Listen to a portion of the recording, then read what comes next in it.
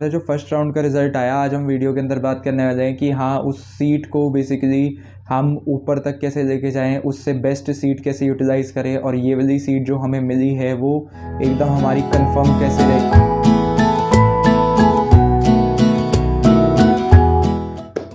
Hello everyone, welcome back to my channel. तो आज हम आ गए हैं भाई एक वीडियो लेके कई दिनों बाद। तो सबसे पहले तो मुझे ये मत कहना कि वीडियो क्यों नहीं आ रही थी या क्या है। तो देखो, वीडियो बनाने का कोई अभी वो नहीं था, कंटेंट या कुछ चीज़ बताने वाली हो वो वाली चीज़ वीडियो बनाने का कोई मतलब नहीं था। बहुत सारे बंदे हैं जो कर रहे हैं कि हाँ रिज़ल्ट आ गया, तुम्हारे गेट के बाहर खड़ा है रिज़ल्ट, कुंडी खड़का रहा है, रिज़ल्ट बस अंदर घुसने ही वाला है। तो ये चीज़ें मेरे से नहीं होती, सीधी सी बात है। मैं लेके चलता तुम्हें एकदम वेरीफाइड इन्फॉर्मेशन के ऊपर। आईपी की साइट पे जब आ गई ये चीज़ तो उसके बाद ही हम उसको डिस्कस करेंगे। उससे पहले वेले की टेंशन डाल के क्या करना कि रिज़ल्ट कब आएगा, फर्स्ट राउंड का क्या सीट मिलेगी क्या नहीं मिलेगी, वो वाली चीज़ें मैं इंस्टाग्राम तक सीमित रखता हूँ। क्योंकि तुम्हें पता है इंस्टाग्राम पे जो डीएम आते हैं उसके रिप्लाई तो मिलते हैं, इवन कॉल तक के, कॉल पे भी बात कर चुका हूँ मैं। तो वो वाली चीज़ें मैं तुम्हें समझा चुका हूँ कि हाँ मतलब कौन कौन सी चीज़ें मिल सकती है नहीं मिल सकती, ठीक है। तो अब जैसे आज 18 तारीख है और आज ही तुम्हारा लगा लो कि आज जो फर्स्ट राउंड का रिज़ल्ट डिक्लेयर हुआ है। वैसे कल रात को हो गया था, जो मैं एकदम रैंडमली साइट खोली तो रिज़ल्ट डिक्लेयर हो गया था। तो देखो कि बेसिकली अब तुम्हारा जो फर्स्ट राउंड का रिज़ल्ट आया, आज हम वीडियो के अंदर बात करने वाले हैं कि हाँ उस सीट को बेसिकली हम ऊपर तक कैसे लेके जाएं, उससे बेस्ट सीट कैसे यूटिलाइज़ करें और ये वाली सीट जो हमें मिली है वो एकदम हमारी कंफर्म कैसे रहेगी। एंड इस चीज़ों के बारे में ही आज हम बात करेंगे। थोड़ी बहुत शॉर्ट वीडियो रखेंगे, ज़्यादा डिटेल के अंदर जाएंगे, बट ठीक है, इतना भी कोई बड़ी चीज़ नहीं होगी। ऐसे पहले राउंड का रिज़ल्ट आया, ऐसे तुम्हारा राउंड 2 का भी रिज़ल्ट आना है, फिर 3 का भी रिज़ल्ट आना है, स्लाइडिंग का भी रिज़ल्ट आना है। तो ऐसे तो अभी चलता ही रहना है जब तक तुम्हें कॉलेज नहीं मिलेगा। अब देख लो कि जो राउंड 1 का ही रिज़ल्ट है वो तुमने देखा है कि 2 से 3 बार पोस्टपोन हो गया। तो ऐसे अब तुम्हारा राउंड 2 का भी ऐसे मतलब हर चीज़ के अंदर अभी डॉक्यूमेंट वेरिफिकेशन फिर से चालू होगी, सब कुछ होएगा। तो अभी बड़ा टाइम लगेगा। चिल मारो, इतनी टेंशन जा के भटको मत यूट्यूब वीडियोज़ पे कि हाँ राउंड 2 का अब इसके बाद कब आएगा, फिर राउंड 3 का कब आएगा, ये वाली चीज़ों पर मत भटको। जब आएगा तब का तब देख लेंगे रिज़ल्ट, ठीक है ना। तो अब देखो, जब तुम्हारा राउंड 1 का रिज़ल्ट आ गया है तो राउंड 1 के रिज़ल्ट के बारे में कुछ चीज़ें हम डिस्कस कर लेते हैं, ठीक है। तो वही हमारा लैपटॉप बाहू, उसके अंदर हम डिस्कस करते हैं क्या चीज़ें आई हैं, क्या नोटिस आया क्या नहीं आया, ठीक है। तो देखो भाई, सबसे पहले जो तुम्हारा राउंड 1 का रिज़ल्ट आया है उसके अंदर मुझे मैसेज भी आए थे कि हाँ हमें ये सीट मिल गई है, वो मिल गई है, उसके लिए कॉन्ग्रेचुलेशन जिसको भी जोन सी सीट मिल गई है। बट 99% लोग वही होंगे अभी जो वीडियो देख रहे होंगे जो अपनी सीट से सेटिस्फाई नहीं है। अभी एंड तक स्लाइडिंग स्पॉट तक जाते जाते जितनी अपग्रेड हो जाए उतने में क्या है, मतलब जितनी जितनी ऊपर सीट जाती जाए तो उसमें तुम्हें कोई वो दिक्कत थोड़ी है। उसी के लिए तो तुम चॉइस फिलिंग कर रहे हो ना। तो सबसे पहली बात देखो, सीट तुम्हारे पास आ गई है, तुम्हारे पास 2 ऑप्शन आ रहे हैं, फ्रीज़ का, फ्लोट का। अब वही 1% वाली बात है, किसी को हाँ बहुत अच्छी वो मिल गई है ब्रांच जो सेटिस्फाई है अपनी बेसिकली उससे, वो फ्रीज़ करेगा। 99% लोग अभी फ्लोट करने वाले हैं। फ्रीज़ फ्लोट का मतलब क्या होता है, सीधी सी बात है। देखो, फ्रीज़ का मतलब है तुमने सीट को फ्रीज़ कर दिया, तुम्हारे पास सीट वो पक्की होगी, अब उसके बाद अब तुम राउंड में पार्टिसिपेट नहीं कर सकते। ऐसा नहीं है कि अगर तुमने सीट फ्रीज़ कर दी तो उसके बाद भी तुम अपग्रेड करवा सकते हो। सीधी सी बात है, वर्ड के मीनिंग से ही तुम्हें पता चल रहा है। फ्रीज़ होगी मतलब उसके बाद तुम पार्टिसिपेट नहीं कर सकते, बस वो तुम्हारी सीट पक्की होगी। 4 साल उसके अंदर बिताओ, इंजीनियरिंग करो मस्त, ठीक है। अब उसके बाद जो फ्लोट वाला बटन है, फ्लोट वाला बटन क्या कहेगा कि हाँ भाई हमें अभी सीट हमारी सेटिस्फाइड नहीं है, हमें हो सकता है कि और ऊपर सीट मिल जाए, तो हम ट्राई करना चाहते हैं आगे के राउंड्स में।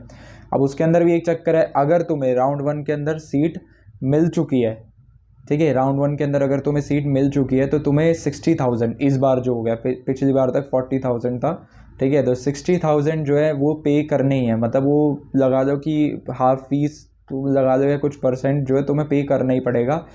वो पे करने से क्या होएगा कि हाँ यूनिवर्सिटी सेटिस्फाई हो जाएगी कि ये बच्चा इस यूनिवर्सिटी में आने के लिए थोड़ा इंटरेस्टेड है, इसलिए उसकी मतलब उसको आगे के राउंड्स में पार्टिसिपेट करने को दिया जाएगा, ठीक है। और जो नहीं पे करेगा टाइम, मतलब अगर टाइम निकल जाता है तो फिर वो आगे के राउंड्स में पार्टिसिपेट नहीं कर पाएगा। अब राउंड 1 के अंदर जिन्होंने पार्टिसिपेट नहीं किया बेसिकली उनके लिए अब वो भी खुल गया है रजिस्ट्रेशन, मतलब जिन्होंने आईपी के लिए रजिस्टर भी नहीं किया है। अब जिन्होंने आईपी के लिए रजिस्टर करके काउंसलिंग की गलती से डेट निकल गई, लास्ट फ़ी भरने की, वो काउंसलिंग की फ़ीस, वो सारी चीज़ें फिर से रीओपन हुई हैं। भरो, राउंड 2 के अंदर पार्टिसिपेट करो, तभी कहते हैं कि स्टार्टिंग से जो पार्टिसिपेट करता है थोड़ा एज ले लेता है, क्योंकि बहुत सारे लोग होते हैं जो आईपी का अब जाके पता चलता है कि हाँ आईपी यूनिवर्सिटी भी एक है, कितने बहुत सारे लोगों को राउंड 2 के अंदर भी पता चलेगा, राउंड 3 के अंदर भी पता चलेगा। इसलिए जिन्होंने राउंड 1 के अंदर जिनको थोड़ी थोड़ी भी अच्छी सीटें या कुछ सीटें मिल गई हैं फिक्स, वो थोड़ा एज ले लेंगे ऊपर बाकी उनसे। बाकी राउंड 2 के अंदर भी जो नए बच्चे आएंगे, अब देखो अब अमाउंट बढ़ता जाएगा ना बच्चों के, जो बच्चों का होएगा जो राउंड के अंदर पार्टिसिपेट करेंगे, ठीक है। अब तुम्हारा देखो जो रजिस्ट्रेशन काउंसलिंग की फ़ीस फिर से भरो, रजिस्ट्रेशन की जिन्होंने नहीं भर रखी वो 1500 रुपये वाली रजिस्ट्रेशन, जिन्होंने रजिस्ट्रेशन कर रखी है काउंसलिंग नहीं कर रखी, वो मतलब जोन सी भी तुम्हारी फ़ीस रहती है वो भरो, राउंड 2 के अंदर पार्टिसिपेट करो।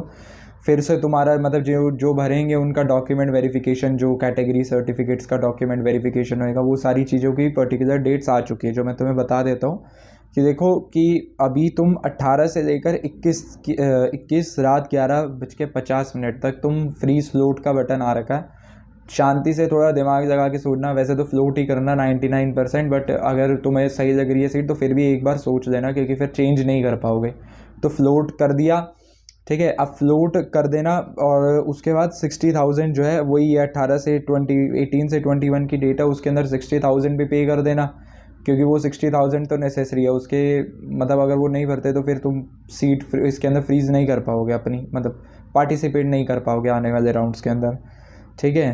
तो उसके बाद जैसे ही तुमने सब कुछ भर वर दिया तो तुम्हारे पास ऑनलाइन जनरेटेड एक प्रोविजनल अलॉटमेंट लेटर आ जाएगा, उसको डाउनलोड करके रख लेना। आगे तुम्हें काम अगर तुम्हें चाहिए, मतलब कहीं पे काम आ जाता है तो यूज़ हो जाएगा, नहीं तो जब तुम फ्रीज़ करते हो ना तो वो फ्रीज़ वाला ही एट द एंड हमें प्रोविजनल अलॉटमेंट लेटर चाहिए होता है। फ्लोट का तो इतना नेसेसरी नहीं होता, फिर भी डाउनलोड कर लेना, ठीक है। अब मान लो कि तुम किसी और काउंसलिंग जैसे जैक या इन सब के अंदर भी पार्टिसिपेट कर रहे हो और तुम्हें जैक के अंदर कोई अच्छा किसी राउंड के अंदर कॉलेज मिल गया, तो अगर विड्रॉल करना चाहते हो तो देखो विड्रॉल जो 60,000 तुम पे कर चुके हो उसकी 24 तक डेट आई है, अब ये एक्सटेंड होगी। अभी जैसे जैसे टाइम थोड़ा सा आगे बढ़ेगा, जैसे 24 आई है अब ये 25 जाएगी, 26, मतलब ऐसे ऐसे वो जैसे अभी तुमने राउंड फर्स्ट का रिजल्ट का भी देखा कि पोस्टपोनमेंट होती रहती है, तो इसकी भी पोस्टपोनमेंट होती रहेगी। बट पोस्टपोनमेंट का वेट क्यों करना, तुम अपना पहले ही जो कट ऑफ डेट्स आई हैं उससे पहले ही ये सारी चीज़ें, जितनी भी चीज़ें आ रखी है फ्रीज फ्लोट करने वाली या विड्रॉल करना, तो वो सारी चीज़ें कर लेना, ठीक है। अब उसके बाद वही जो मैंने तुम्हें एक वो नोटिस आ रखा है कि हाँ जिन्होंने बेसिकली रजिस्ट्रेशन फॉर्म जो एप्लीकेशन फॉर्म है वो नहीं भरा वो भी भर सकते हैं। वो 24 से लेकर 26 मतलब जिसकी स्टार्टिंग डेट देखो 24 की है और क्लोजिंग डेट 26 की है, वो फिर से बेसिकली ये वाली चीज़ भर सकते हैं, ठीक है। फिर देखो जो मतलब ये वाली सारी चीज़ें जैसे 18 से 21 के अंदर तो वो हो गई ना जिन्होंने राउंड 1 के अंदर पार्टिसिपेट किया था, फ्लोट कर लिया, ये फ्रीज फ्लोट कर ली सीट्स। उसके बाद विड्रॉल अगर करना है तो 24 तक विड्रॉल हो जाएगा। अब उसके बाद एक नई शुरुआत होगी जिन्होंने राउंड 2 के अंदर भी पार्टिसिपेट करना है। अब राउंड 2 के अंदर जिन्होंने पार्टिसिपेट करना है, जैसे 24 से लेकर 26 तारीख तक जिन्होंने पार्टिसिपेट करना है, वो 24 से 26 में registration as well as counselling जो तुमने नहीं भरा है फॉर्म वो वाली फॉर्म भर लेना याद से इस बार तो खासकर, ठीक है। और उसके बाद ऑनलाइन वेरिफिकेशन ऑफ डॉक्यूमेंट 24 से 27 में हो जाएगी, जो कैटेगरी की सर्टिफिकेट्स की जो डॉक्यूमेंट वेरिफिकेशंस है। एंड राउंड 2 के लिए जो तुम चॉइसेस फिल करोगे वो 24 से 26, मतलब ये सारी चीज़ें 24 से 26 के बीच में चल रही है कि तुमने रजिस्टर करना है तो रजिस्टर करो, चॉइस फिलिंग करनी है चॉइस फिलिंग करो, और डॉक्यूमेंट वेरिफिकेशन तो उनका काम है वो खुद कर लेंगे। एज़ पर द जो नोटिस आया है अब लेटेस्ट उसके हिसाब से राउंड 2 का रिजल्ट 31 तारीख को आएगा, बट मेरे हिसाब से वो 31 को नहीं आएगा, वो पोस्टपोन जरूर होएगा, क्योंकि ऐसा हर साल ही चलता है, पोस्टपोन होती हैं चीज़ें। तो अभी टाइम लगेगा तुम्हारे कॉलेज के अंदर एंटर करने के लिए। मुझे पता है चुल प्रो मैक्स हो रखी है कॉलेज में एंटर करने की, बट इतना टाइम झेल दिया तो ये भी थोड़ा सा झेल लो, ठीक है। तो ये वाली जो तुम्हारा लेटेस्ट नोटिस आया वो मैंने तुम्हें पूरा बता दिया कि हाँ ये चीज़ें होने वाली हैं, क्या क्या चीज़ें तुमने करनी है क्या क्या नहीं करनी है। अब देखो सेकेंड राउंड की चॉइस फिलिंग की अगर हम बात करते हैं तो देखो सेकेंड राउंड की चॉइस फिलिंग के अंदर सीधी सी बात है, जो तुमने फर्स्ट राउंड के अंदर देखो फर्स्ट राउंड के अंदर थोड़ा सा रिस्क लिया जा सकता है कि हाँ थोड़ा सा ऊपर नीचे कर दिया, उस हिसाब से तुम्हें अगर सीट अब नहीं मिली है ना तो सेकंड राउंड की चॉइस फिलिंग थोड़ी ध्यान से करना कि तुम्हें सीट मिल जाए इस बार। सेकंड राउंड की अगर चॉइस फिलिंग में तुम्हें सीट मिल जाती है ना तो वो तुम्हें मतलब एक देखो एक सेटिस्फैक्शन भी आ जाती है, जैसे जिनको मिल गई वो तो खुश है कि हाँ या कुछ भी नहीं मिला तो हमें ड्रॉप करने की जरूरत नहीं है, या ड्रॉपर है तो बेसिकली मतलब हमें सीट मिल चुकी है, ठीक है। अब तुम्हें अगर सेकेंड राउंड के अंदर भी सीट नहीं मिली ना, फिर धीरे धीरे डर बढ़ना स्टार्ट होगा कि सीट मिलेगी नहीं मिलेगी, फिर तुम ज़्यादा टेंशन में जाना स्टार्ट हो गए। तो इस बार थोड़ी चॉइस फिलिंग ढंग से करना कि जो सेकेंड राउंड के अंदर तुम्हें सीट मिल जाए, और मैक्सिमम लोगों को सेकेंड राउंड तक में मिल जाती है, ठीक है। रैंक अच्छी होता है, ऐसा नहीं कह रहा 10 लाख रैंक हो तो, ठीक है। उसके बाद देखो सेकेंड राउंड के अंदर सीट इसलिए भी मिल जानी ज़रूरी है क्योंकि जैसे थर्ड राउंड फिर स्लाइडिंग राउंड होएगा। तो स्लाइडिंग राउंड देखो पिछले से पिछले साल तक था कि अगर तुम्हें स्लाइडिंग राउंड के अंदर पार्टिसिपेट करना है तो बेसिकली तुम्हें सीट तुम्हारे पास होनी ज़रूरी है, चाहे वो आईपी के किसी भी कॉलेज कोई सी भी ब्रांच की हो, फिर उसके बाद वो मैटर नहीं करता। बट पिछले साल नोटिस जो आया था उसके अंदर स्लाइडिंग राउंड था उसके अंदर सीट होनी ज़रूरी नहीं थी। तो इस साल का कोई आइडिया नहीं लगा सकता कि स्लाइडिंग राउंड के अंदर सीट होगी, मतलब बेसिकली स्लाइडिंग राउंड जो है उसके अंदर पार्टिसिपेट करने के लिए सीट नेसेसरी होगी या नहीं होगी। इसलिए कोशिश करना कि हाँ तुम्हें सेकेंड राउंड तक तो सीट मिल ही जाए, चाहे मैं कहता हूँ अखिलेश दास तक ही नीचे कोई कॉलेज तक मिल जाए, बट तब तक सीट ले लेना, ठीक है। अब देखो ये वाली बात होगी कि अब चॉइस फिलिंग जो तुमने फर्स्ट राउंड के अंदर करी है ना वही ऑलमोस्ट सेम ही रहने वाली है। बस अब देखो कि बहुत से लोगों ने चॉइस फिलिंग भेजी, बट प्रेफरेंस तुम्हारी अपनी है। अब कोई बंदा वही सेम चीज़ आ जाती है कि तुम कॉलेज को प्रेफर कर रहे हो या ब्रांच को प्रेफर कर रहे हो। जब मैंने करा था तो मैंने कॉलेज को प्रेफर करा था ओवर द ब्रांच, जो कि मैंने MSIT तभी मैं आया था, नहीं तो BPIT IT तक CSE तक BPIT BVP COE के अंदर मिल जाता। बट मैंने कॉलेज को नहीं प्रेफर किया। MSIT कॉलेज अच्छा है तो इसलिए उसके अंदर इलेक्ट्रॉनिक्स ब्रांच भी अच्छी है, वो मैंने प्रेफर करी, ठीक है। अब जैसे कुछ किसी ने चॉइस फिलिंग भेजी तो वो BPIT IT CSE को इनको ऊपर रख रहा है। जैसे मैंने एक का बताया कि जिसको अखिलेश दास की IT मिली है तो उसने MSIT की CE को इन सबसे नीचे रखा, वो CSIT बेसिकली ब्रांच को प्रेफर कर रहा है ऊपर कॉलेज। तो वो तुम्हारी पर्सनल चॉइस है। मैंने अपना बताया, तुम्हें मेरा बताया कि हाँ मैंने ब्रांच को प्रेफर कर बेसिकली कॉलेज को प्रेफर करा ब्रांच से ऊपर, ठीक है ना। तो यही चीज़ें हैं कि हाँ तुम्हारा बेसिकली सारी नोटिस आ गए हैं। आलस ना करके, क्योंकि आलस वाले दिन चल रहे होंगे, बहुत कुछ काम करने को है नहीं। अगर कुछ काम करने को नहीं भी है तो मैं कहता हूँ कि थोड़ी बहुत कोडिंग स्टार्ट कर दो। जैसे अगर कंप्यूटर साइंस आगे जाके सॉफ्टवेयर वो करना है तो तुम्हारा जैसे अभी भी तो टाइम पास रील्स स्क्रॉल करके ही कर रहे हो, तो थोड़ी बहुत कोडिंग, थोड़ा बहुत बेसिक आइडिया लेना स्टार्ट कर दो कि हाँ क्या करिकुलम के अंदर है, इसके अंदर थोड़ी बहुत चीज़ें पढ़नी स्टार्ट कर दो। बहुत सारे लोग कर भी रहेंगे, जो नहीं कर रहे वो थोड़ी बहुत करनी स्टार्ट कर दो, जो तुम्हें फ़ायदे में रखेंगे, आगे आके थोड़ा एज देंगे ऊपर। जैसे हैकाथॉन्स होते हैं तो उसके अंदर तुम्हें थोड़ी बहुत चीज़ें तो पता होंगी, तो तुम कम से कम पार्टिसिपेट तो कर पाओगे। नहीं तो बाकियों को देख के बस जलते ही रहोगे कि हम पार्टिसिपेट नहीं कर पा रहे, हमें कोडिंग अभी हमने स्टार्ट भी नहीं करी है, ये सारी चीज़ें। उसके ऊपर भी एक जब तुम्हारा कॉलेज के अंदर एडमिशन हो जाएगा उसके ऊपर भी एक अलग से वीडियो बनाएंगे कि हाँ कैसे स्टार्टिंग लेनी है, कैसे नहीं लेनी।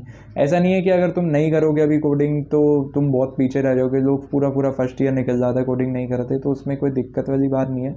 बट ये है कि वेले बैठे हो तो करने में क्या बुराई है। अगर तुम्हारे पास लैपटॉप है तो करो, स्टार्ट कर दो उस वाली चीज़ को, ठीक है।